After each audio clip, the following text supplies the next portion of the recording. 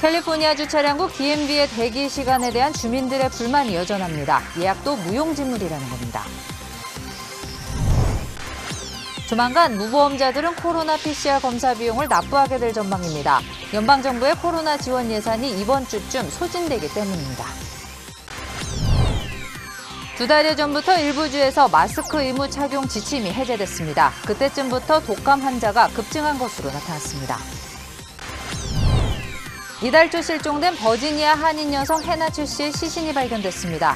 경찰은 해나추 씨의 남자친구를 살해 용의자로 지목하고 수배를 벌이고 있습니다. 북한은 신형 ICBM인 화성 17형을 쐈다고 주장하고 있습니다. 하지만 한국군은 북한이 이미 몇 년 전에 발사한 적이 있는 화성 15형을 다시 썼을 가능성도 열어두고 있습니다. 네, 3월의 마지막 금요일 이브닝 뉴스 시작하겠습니다. 요즘 캘리포니아주 차량 등록국 DMV 가보셨나요?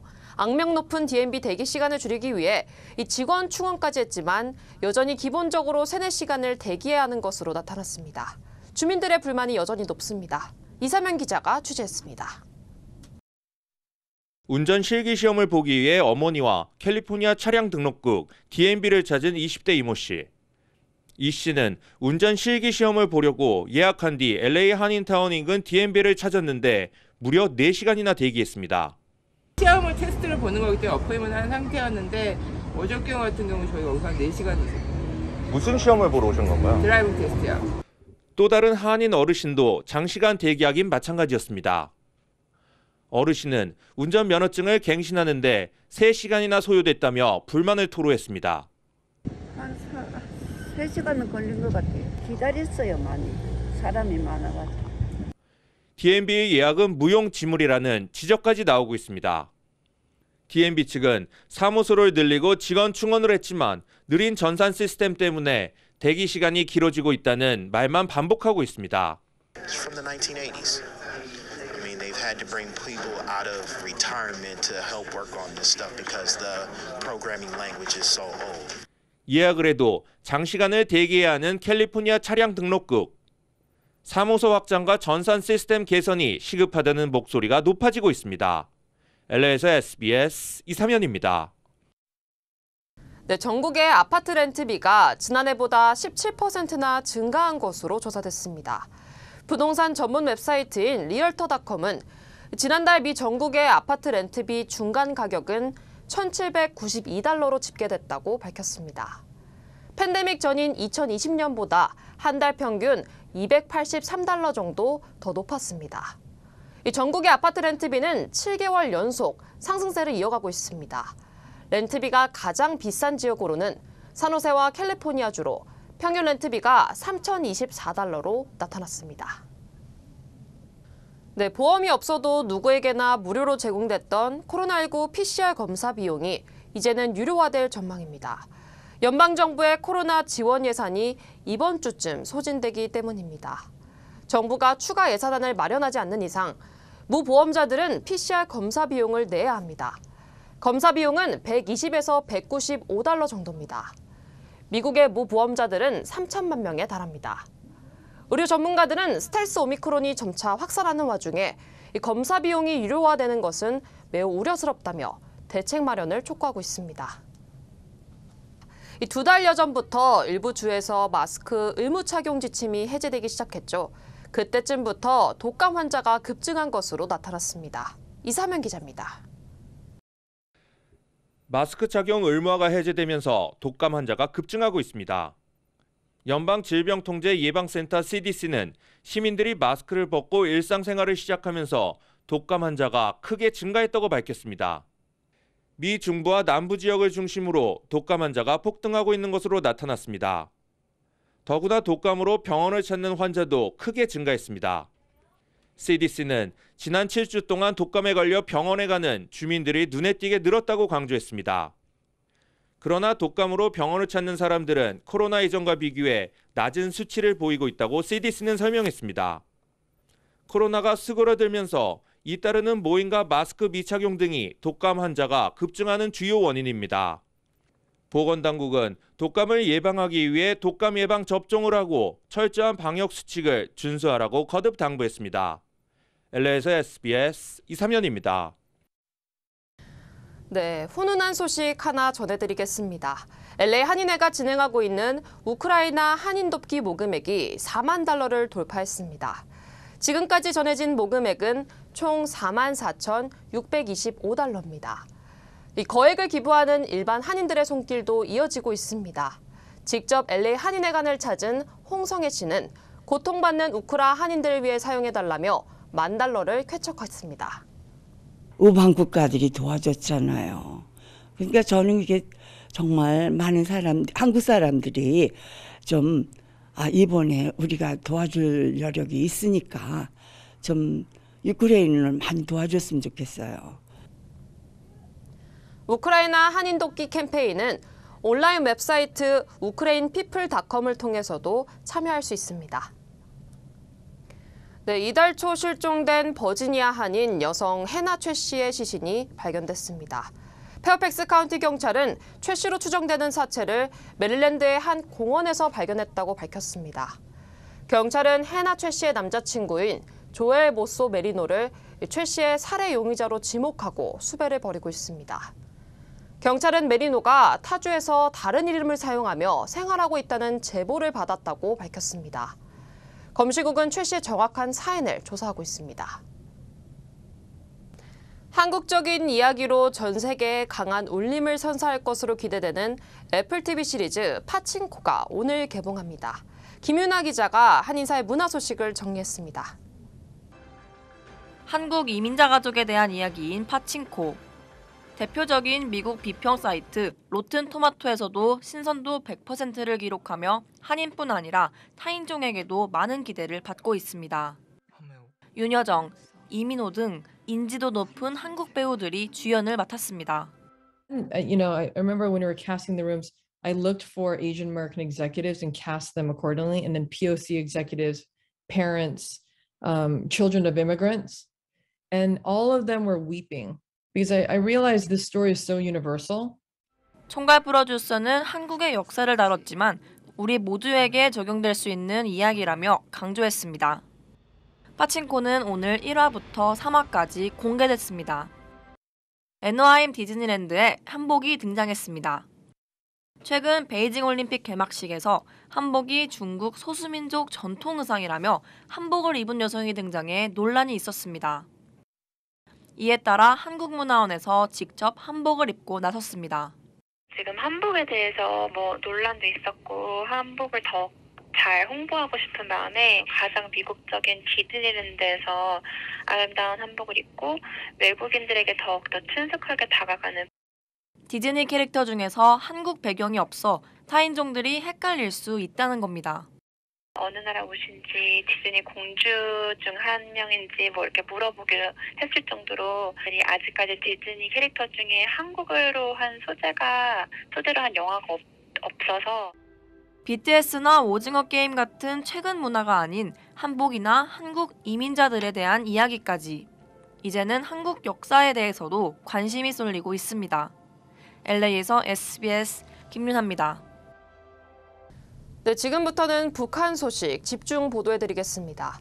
북한은 신형 ICBM인 화성 17형을 썼다고 주장하고 있지만 이 한국 군 당국은 북한이 이미 몇 년 전에 발사한 적이 있는 화성 15형을 다시 썼을 가능성도 열어두고 있습니다. 김태훈 국방전문 기자입니다. 북한이 그제 쏜 미사일이 화성 17형이라며 영상과 사진을 대거 공개했지만 우리 군은 판단을 유보했습니다. 북한 공개 보도와 관련하여 한미 정부 당국은 여러 가지 가능성을 염두에 두고 정밀 분석 중에 있습니다. 정찰 위성을 포함한 다양한 출처의 정보를 종합한 결과 실제로는 화성 17형보다 좀 작은 화성 15형 발사에 무게를 두는 걸로 알려졌습니다. 일부 전문가들도 북한이 사진과 영상을 조작했을 가능성을 제기합니다. 그제 평양 날씨는 종일 흐렸던 것으로 확인됐고 지휘소 안에서 김정은이 바라보는 발사 현장도 흐립니다. 반면 미사일이 치솟는 영상과 사진에선 맑은 하늘이 보인다는 겁니다. 때문에 하늘이 맑았던 지난 16일 발사 장면과 그제 발사 장면을 섞어서 편집했다는 추정도 나옵니다. 하지만 북한이 최고 지도자가 주관하는 이른바 1호 행사를 완전히 조작한 전례는 거의 없었다는 의견도 있습니다.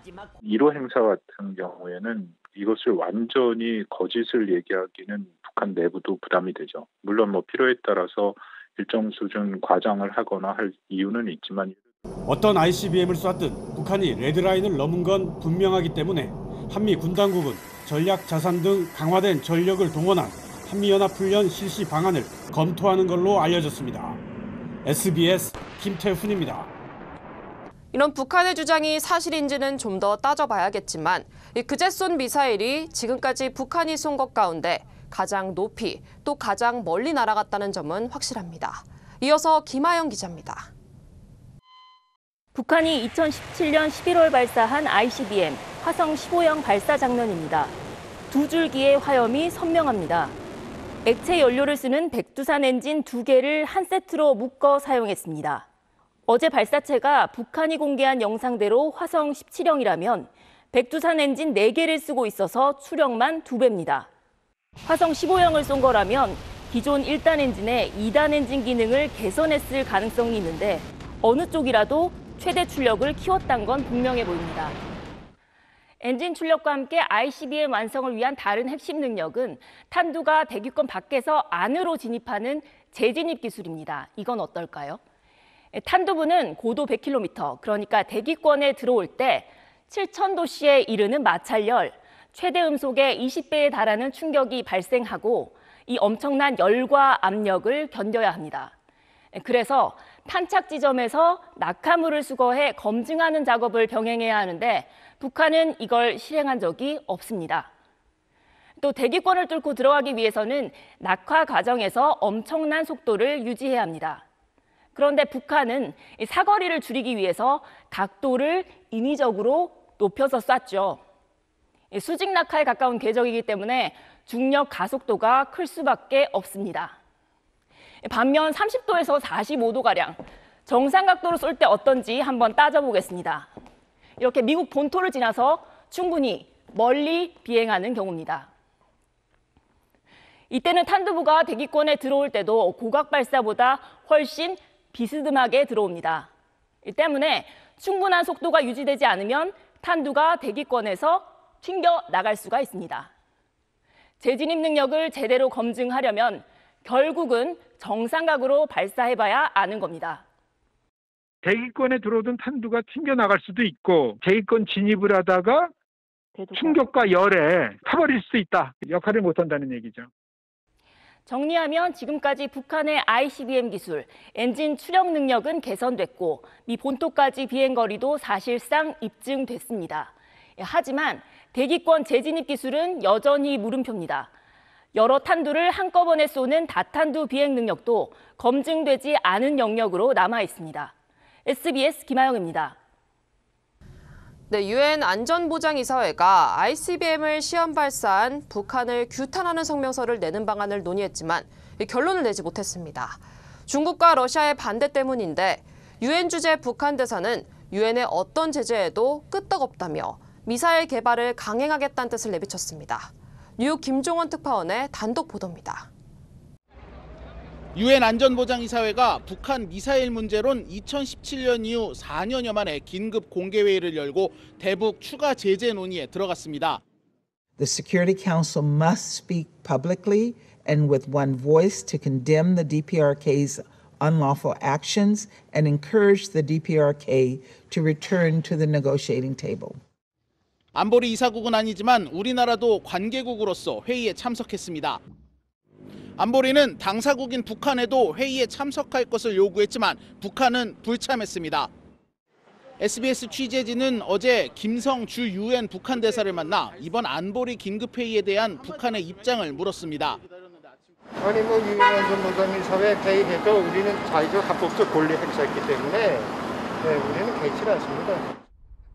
김 대사는 안보리 제재엔 정당성이 없다고도 강조했습니다. 우리는 이때까지 제재를 인정해 본 적이 없습니다. 그렇기 때문에 유엔 안전보장에서 무슨 해도 우리는 개의치 않습니다. 오늘 긴급회의에선 지금도 제한되고 있는 원유와 정유 제품의 북한 공급을 더 줄이는 방안이 논의될 것으로 보입니다. 다만 추가 제재를 위해선 안보리 이사국의 만장일치 찬성이 필요한데 중국과 러시아가 거부권을 행사할 가능성이 높아 통과 여부는 미지수입니다. 김성 북한 유엔 대사는 어떤 제재도 상관없다는 반응을 보였습니다. 우리는 자극적민족 경계파대가 있기 때문에 그 어떤 제재를 해도 이것도 없습니다. 괜찮습니다. 미 국무부는 북한이 추가 도발을 자제하고 외교에 나설 수 있도록 중국과 러시아가 강력한 메시지를 보내야 한다며 양국의 협력을 촉구했습니다. 뉴욕에서 SBS 김종원입니다. 북한은 직접 장거리 탄도미사일에 대한 자세한 정보를 내놨습니다. 영상을 공개했는데 역시 추가 도발 의지도 담겼습니다. 김민정 기자입니다. 배경음악과 함께 ICBM 화성 17형이 모습을 드러냅니다. 화면에 직접 등장한 김정은 총비서가 신호를 주자 잠시 뒤 군 관계자들이 미사일 발사 구령을 외칩니다.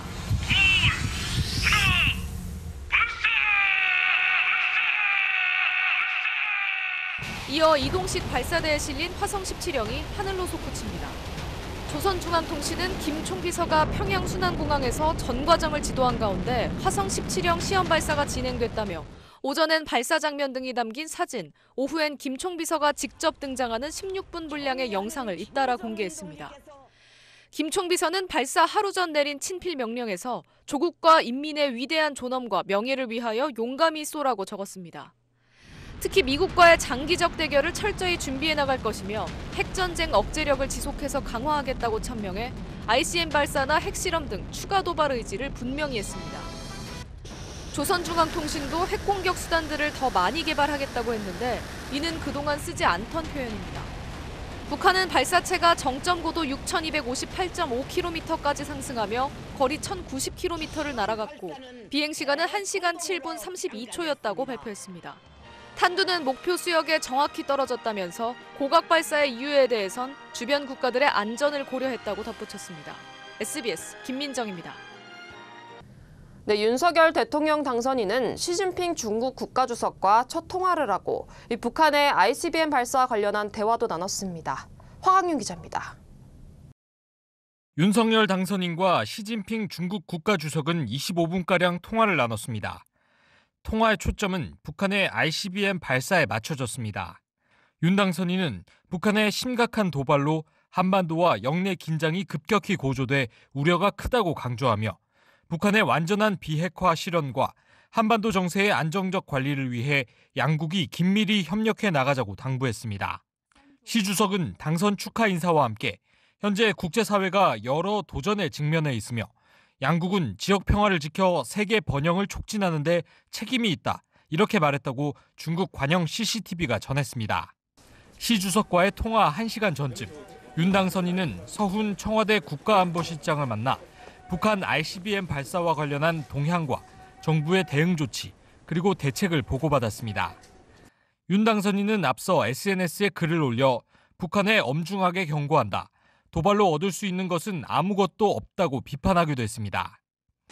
국토교통부 업무보고 현장에 방문하기도 한 윤 당선인은 현 정부의 주택 정책이 집값의 상승을 부채질했다고 지적했습니다. 다주택자라고 해서 이거를 무리하게 규제하는 것이 과연 맞는지 그것도 좀 더 세밀하게 이제 살펴봐야 된다 싶고요. 윤 당선인은 수요에 맞게 공급이 이뤄지는 게 중요하다며 부동산 규제 완화 방침을 다시 한번 확인했습니다. SBS 화강윤입니다. 네, 이번엔 우크라이나 소식입니다. 유럽을 순방 중인 바이든 대통령이 폴란드를 찾았습니다. 푸틴 러시아 대통령을 또다시 전범이라고 부르며 강하게 비판했습니다. 이경원 기자입니다. 조 바이든 미국 대통령은 우크라이나 국경과 가까운 제슈프 지역에 도착해 안제이 두다 폴란드 대통령과 만났습니다. 이곳은 미군 임시기지가 있는 곳으로 미군 2천여 명이 지원 업무를 하고 있습니다. The single most important thing that we can do from the outset is keep the democracies united. 최근 푸틴 러시아 대통령을 전범이라고 규정한 바이든 대통령은 이 자리에서도 강한 비판을 이어갔습니다. Effort to curtail the devastation that is occurring at the hands of a man who, I quite frankly, think is a war criminal. 바이든 대통령은 두다 대통령과 추가 회담을 위해 바르샤바에 도착했습니다. 폴란드는 이번 전쟁의 난민 최대 수용국으로 폴란드 지원 방안 등이 논의될 것이라고 외신들은 보도하고 있습니다. 푸틴 대통령은 영상을 통해 서방 국가들이 러시아를 지워버리려 한다며 불쾌감을 나타냈습니다. Сегодня пытаются отменить целую тысячелетнюю страну, наш народ. Говорю о прогрессирующей дискриминации всего, что связано с Россией, которая 이에 앞서 우크라이나는 러시아군 통제에 들어간 우크라이나 남부 항구 도시 베르단스크에서 러시아 함정을 침몰시켰습니다. 해당 상륙함은 장갑차 등 군수물자를 나르기 위해 입항해 있던 상태였습니다.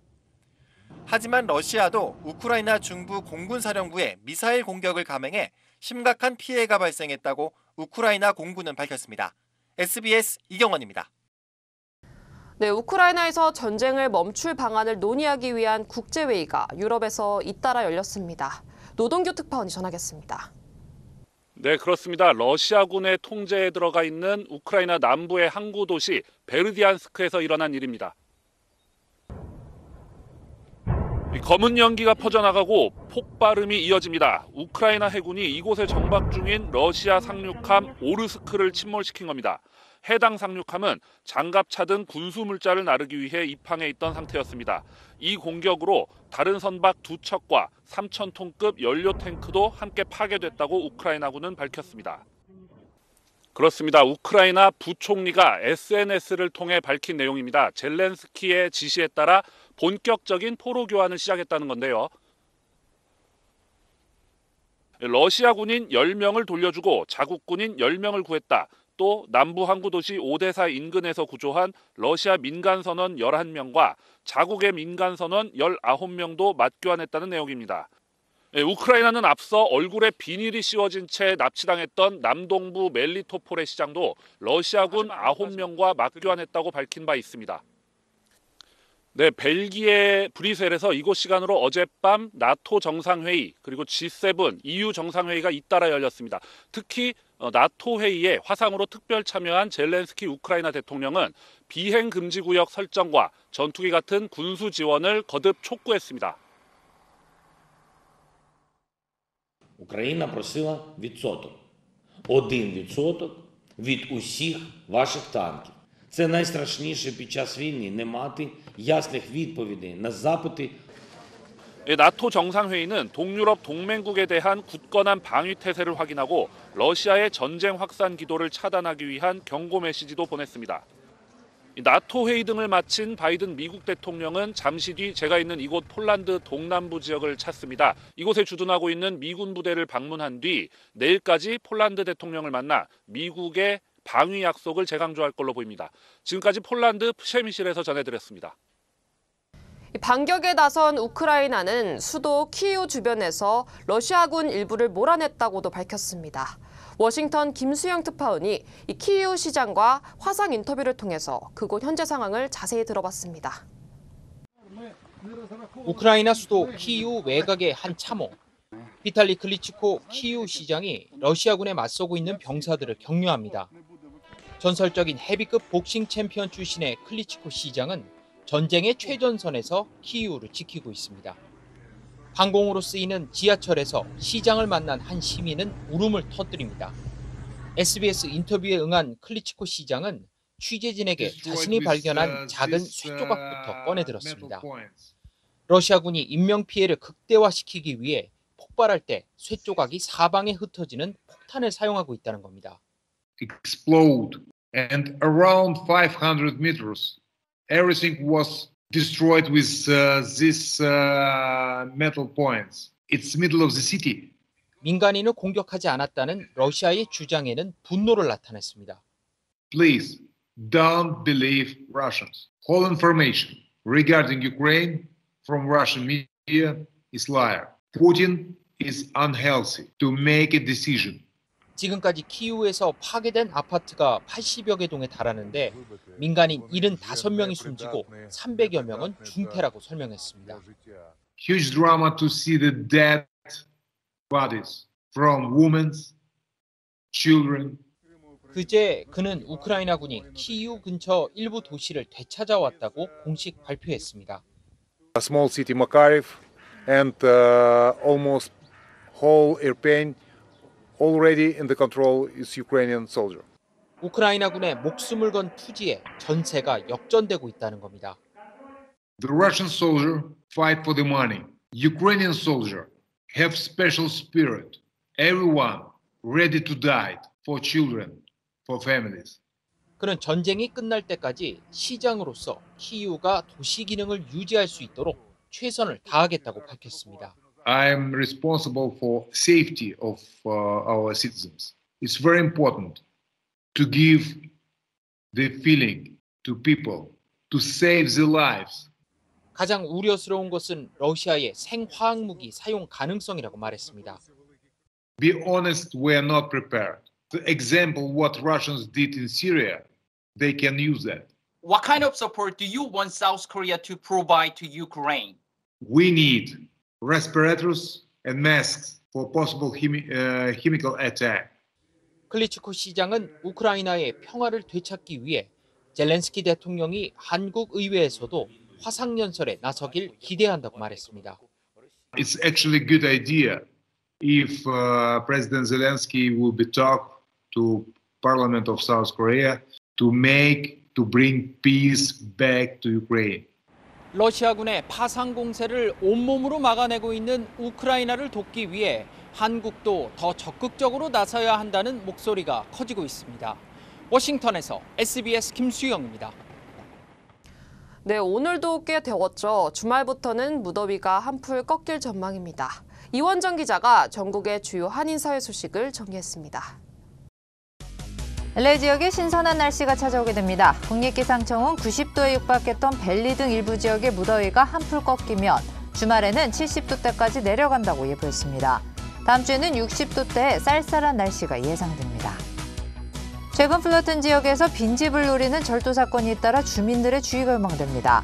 경찰은 한인 밀집 거주 지역인 아메리치 하이츠 인근 주택 단지에서 집주인이 잠시 집을 비운 사이 집에 들어와 현금과 귀금속, 여권까지 훔쳐가는 사건이 잇따르고 있다며 항상 문 단속을 철저히 하고 잠시 외출할 경우에는 집안에 전등을 켜놓고 갈 것을 당부했습니다. 패스트푸드 등 음식 포장재에서 건강에 유해한 화학 물질이 발견됐습니다. 소비자 전문지 컨슈머 리포트는 맥도날드와 버거킹 등 패스트푸드 체인의 감자튀김 종이봉투와 햄버거 포장지, 종이 접시 등에서 과불화 화합물 PFAS가 다량 검출됐다고 밝혔습니다. PFAS는 자연 환경에서 분해되지 않고 면역체계 약화와 태아의 체중 감소, 일부 암을 유발시킬 수 있다고 지적했습니다. 또 한 명의 한인 연방 판사가 탄생했습니다. 연방상원은 전형승 워싱턴주 킹카운티 항소법원 판사를 워싱턴주 서부 연방법원 판사로 인준했습니다. 전 판사는 워싱턴주 시애틀 킹카운티 법원에서 근무했고 지난 2018년부터는 워싱턴주 항소법원의 판사로 근무했습니다. 현재 법원 연구자문위원회 의장과 워싱턴 학생 장학재단의 아시아 변호사협회 이사회에서도 활동 중입니다. 한인 검사가 센타클라라 카운티 검사장에 출마합니다. 센타클라라 카운티 검찰청에서 근무한 데니엘 정 검사는 산타클라리타 카운티 검사장 선거 후보 등록을 마쳤다고 밝혔습니다. 총 3명이 거르는 이번 선거에서 정 검사가 선거에서 승리한다면 센타클라라 카운티 역사상 최초의 한인이며 최연소 검사장이 됩니다.